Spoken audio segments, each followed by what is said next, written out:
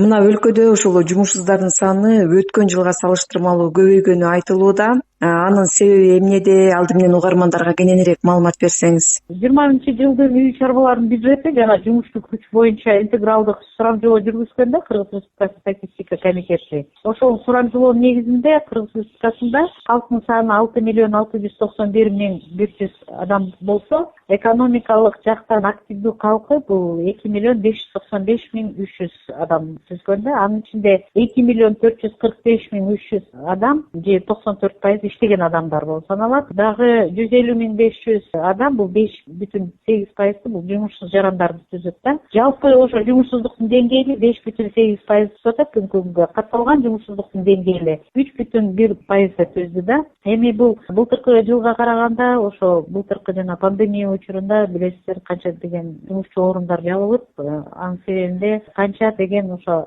адамдар жумушу жок калып, мигранттар кайтарылды өз мамлекетине, бизден чет мамлекетте иштеп жүргөндөр ушу пандемия учурунда. Ошондуктан бул да ошо эмгек акынын размери төмөн болгондуктан ошол да бир чоң ошол жумушсуздукту пайда кылат да. Мисалы ошо биз анализдеп көрсөк, эркектер арасында вот жумушсуздуктун жалпы деңгээли аялдарга караганда ошо 1,2% аз экен да.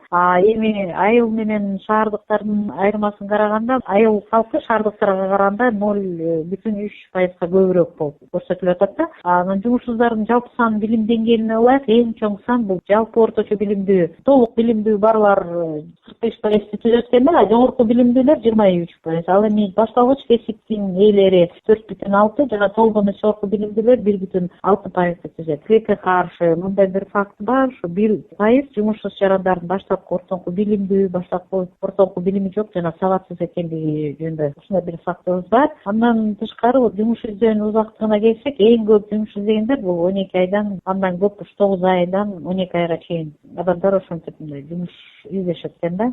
Былтыркы ошо пандемия учурунда 20-жылга караганда ошо көбүнчөсү кайтарылып келген тышкы мигранттардын саны менен жумушсуздардын саны көбөйүп кетти.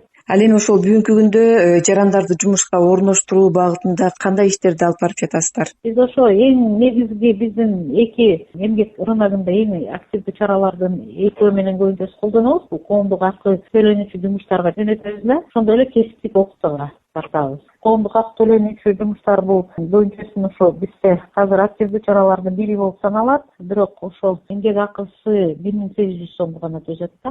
Коомдук акы төлөнүүчү жумуштарга тартылып аткандардын ошо бир айлык акысы 1800 сом. Кесиптик окуттууга ошо кайра эле ошол жумушсуз жарандардын арасынан тартабыз. Жумушсуздуктун санын кыскартуу багытында алдыда кандай пландарыңыздар бар? Биз мындай кылып атабыз, азыр ошо Германия кызматташтык программасы ЖЗТ программанын негизинде биз ушундай азыр долбоор иштеп чыгып атат. Программабыздан тышкары программа азыр содействие занятости 22-26 жылдарга түзүлүп, ал программага азыр айга катуу обсужденияда да. Андан тышкары биз ошо мындай жарандардын арасында ошо пандемияда бизге көп нерсени көрсөтүп атат, аныктап. Биз ушундай категорияларды алып чыгып атабыз да, аял кишилерди өзгөчө жана балдар менен көп отуруп калышпай ошо декретный отпускага чыгып кетиши, анан кийин 3 жыл, андан кийин 7 жылга чейин да кетип калгандар бар. Алар өзлөрүнүн квалификацияларына жооп ошол учурда ошол орунда жумушка тартыш керек. Дагы биз айтып атпайбызбы, бул занятость это благополучие депчи, үй бүлөнүн бул дагы бир эмеси да. Жумушсуз болсо эле үйдүн эмеси да оңолот да. Тиричилик, өзүнүн жашоо турмушу ар бир адамдын. Анан көбүнчөсү ошо кесиптери бар, анан ошо жумушсуздардын көбүнчөсү 56% эле бул жаштар экен.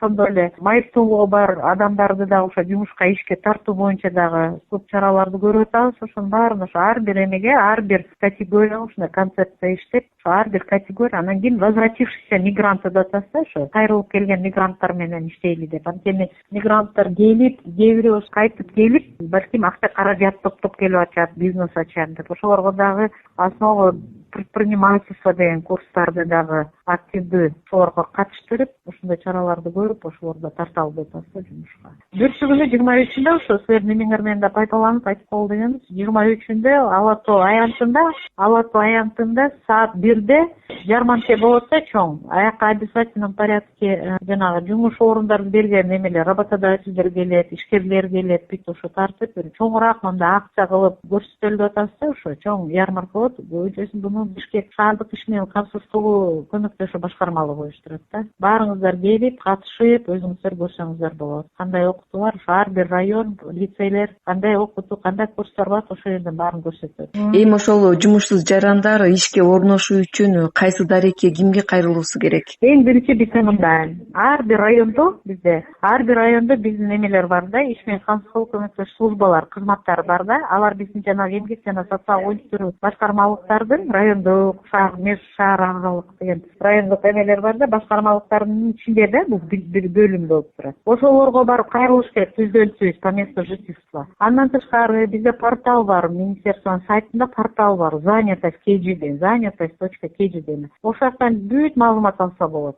Ошону жакшы билбей жатат да, ушу занятость деген порталдычы сайтта. Ошондон барып жакшы эметсе, бүт ошол жакта бош орундар, кандай деген кесиптин эмелери бар, ошол боюнча бүт маалымат алса болот. Анан өзүлөр ваканттык бош орундарга дагы эмелерин салса болот да.